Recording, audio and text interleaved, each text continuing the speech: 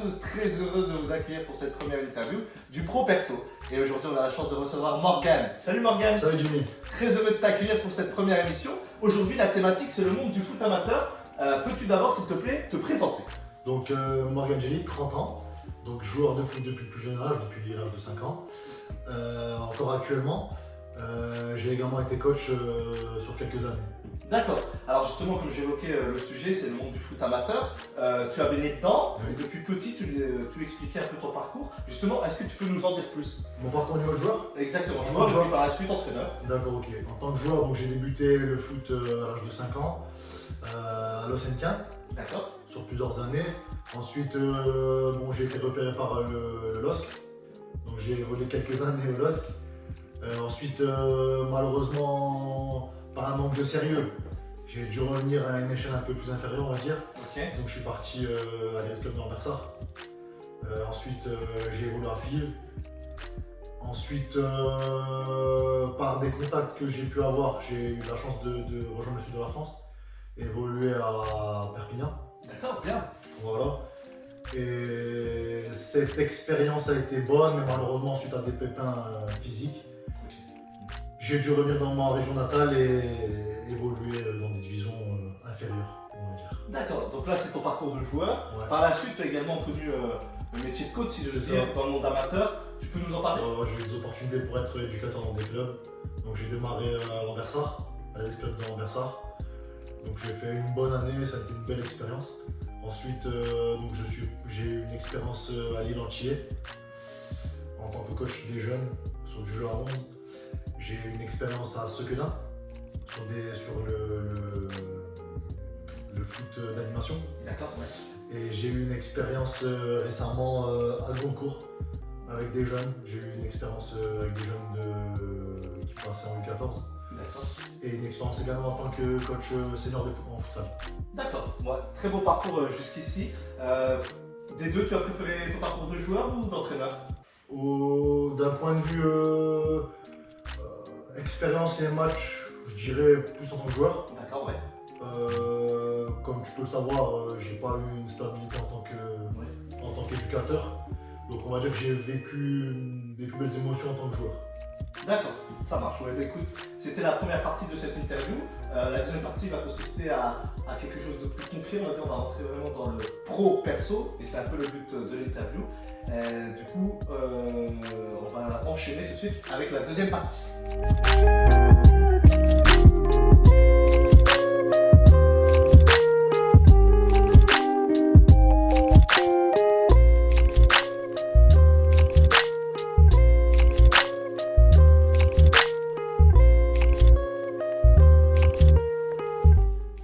Deuxième partie de notre interview pro perso avec Morgan.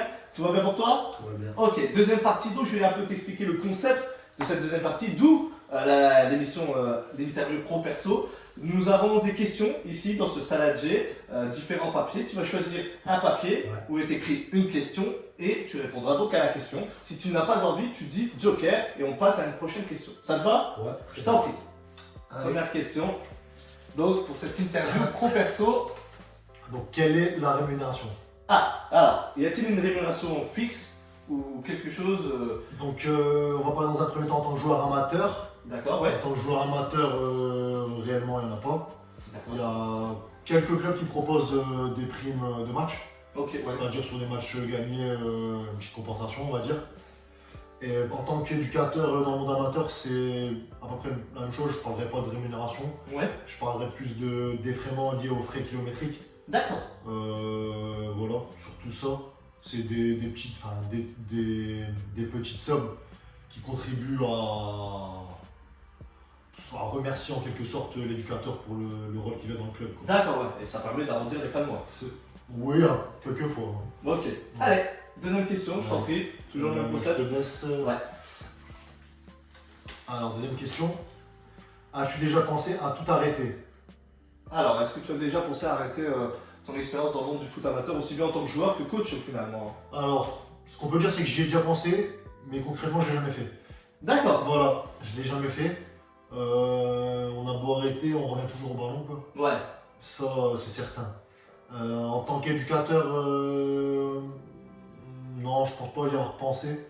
C'est juste par obligation professionnelle que par moment j'ai dû arrêter. D'accord, ouais. Mais sinon, c'est quelque chose qui me plaît énormément. Transmettre cette passion du football, c'est quelque chose qui m'anime, on va dire. D'accord, super. Bah écoute, on y va, on enchaîne. On continue. Allez, on est bien, on est parti là. Y a-t-il eu des conflits en interne? Ah ouais, question un peu plus poussée, on va dire. Ouais, c'est ça.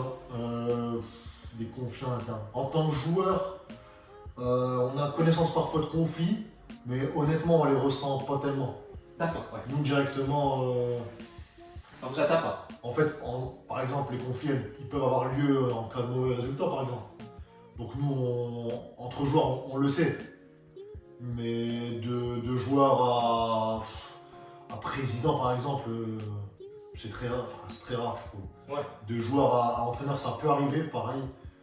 Mais entre les joueurs, on sait plus ou moins ce qui se passe déjà, quoi. D'accord. Et en tant que coach, tu as déjà eu affaire à des conflits? Ouais, en tant que coach, ouais, il peut y avoir des désaccords avec sa direction, ouais. Avec son président ou la personne ou avec le coordinateur. On peut être. Ouais, j'ai pu avoir des désaccords sur certaines choses, ouais. C'est déjà arrivé. Ok, ça marche, pas de soucis. Donc, allons-y. Allez, c'est parti.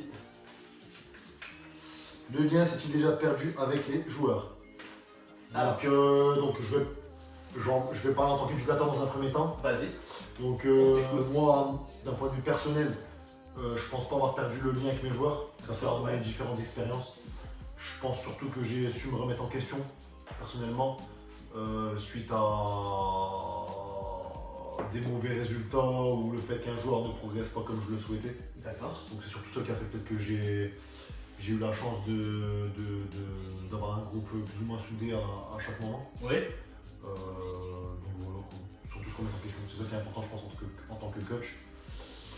Par contre c'est vrai que j'ai déjà vu des éducateurs perdre le fil avec leurs joueurs pour différentes raisons, mais c'est vrai que ça peut arriver. D'accord, et en tant que joueur, tu as déjà pu perdre le lien avec tes coéquipiers? Bah ouais, perdre le lien oui, forcément, parce qu'on a des affinités avec certains et pas d'autres. Bien sûr. Enfin, un peu plus on va dire. Ouais, d'un point de vue relation, mais d'un point de vue terrain et football, pour moi, il n'y a pas de... en fait, ça se reflète pas sur le terrain, je pense, pour moi, les relations qu'on peut avoir en dehors.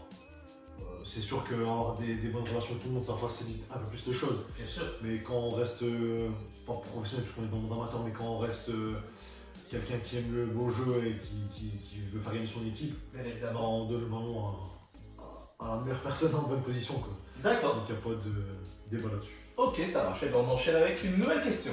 Ok. As-tu déjà pensé à démarrer une carrière professionnelle? Ah. Alors. Eh ben, en tant que passionné de football et plein de rêves, oui, Bien sûr. ça c'est certain. J'y ai cru pendant quand même longtemps, jusqu'à ma majorité limite. D'accord, ouais. Ouais. J'étais malheureusement par manque de sérieux et par des soucis physiques, je pense que j'ai pas pu aller plus loin que ce que j'ai déjà fait, quoi. Ouais. Après, c'est sûr que tout jeune rêve d'être footballeur. Bien évidemment. Malheureusement, les places sont chères. Voilà, c'est un parcours de circonstances. Donc voilà, ne pas avoir de pépins physiques, avoir une certaine chance aussi. Et bien sûr, bien évidemment, être un très bon joueur et assidu, quoi. Ouais. Mais voilà, ouais, j'y ai cru, mais c'est tout, c'est comme ça, je regrette pas mon parcours. Ouais, justement, c'est pas un jeu aujourd'hui de ne pas être devenu professionnel. Ah, forcément, avec du recul, on peut se dire qu'on aurait fait différemment les choses. Ouais. Mais voilà, c'est fait, c'est que ça devait être comme ça. D'accord, pas de soucis. Dernière question, on y va. Allez. As-tu déjà pensé à entraîner une catégorie d'âge supérieur? Donc, moi, je vais t'y répondre. Moi, j'ai fait plusieurs catégories d'âge. Donc, j'ai jamais eu peur de passer à un âge supérieur ou faire différents âges. D'accord, ouais. Par contre, c'est le monde senior qui m'intéresse le moins, entre guillemets, enfin les adultes. Moi, ce que j'aime, c'est former des joueurs qui partent d'une catégorie de bas âge, on va dire. Ouais. Et là où on voit la progression du joueur, en fait. vraiment voir son évolution, voir son travail aussi, c'est enrichissant. Donc, non, j'ai fait plusieurs catégories et c'est bien. Ouais, c'est avec les jeunes que tu te sens le plus à l'aise. Ouais, c'est ça, c'est là où je sens que je leur suis utile, quoi. D'accord, ouais, tu leur apportes quelque chose. Ouais. Ok. Bah, tout d'abord, je voulais te remercier car tu as répondu à toutes les questions du fameux saladier. Ouais, avec plaisir. Donc, tu n'as pas utilisé de joker. Donc, c'est tout à ton honneur et je te remercie pour ça. Pour bien terminer cette interview de Pro Perso, dernière question un peu plus générale. Ouais. Toi, si tu pouvais améliorer quelque chose dans le monde du foot amateur aujourd'hui, bah, quelle serait-elle? Au pluriel, hein, s'il y a plusieurs choses à améliorer, bien évidemment. Améliorer, je dirais avoir encore plus de bénévoles, enfin de gens qui œuvrent pour les clubs. Ouais, C'est vrai que ça se perd un peu, hein, c'est malheureux, mais ça commence à se perdre un peu. d'accord. Il y a de moins en moins de bénévoles, c'est ça que je vois dans un premier temps. Oui. Et après, je sais pas ce qu'il y a de mieux à améliorer, mais voilà, enfin, tout ce que je peux dire pour l'instant. D'accord, ça marche. Bah, écoute, je te remercie. Je voulais te remercier d'avoir participé pour cette première interview Pro Perso. Ça a été? Merci à toi, ça a été. Bon, ok, super.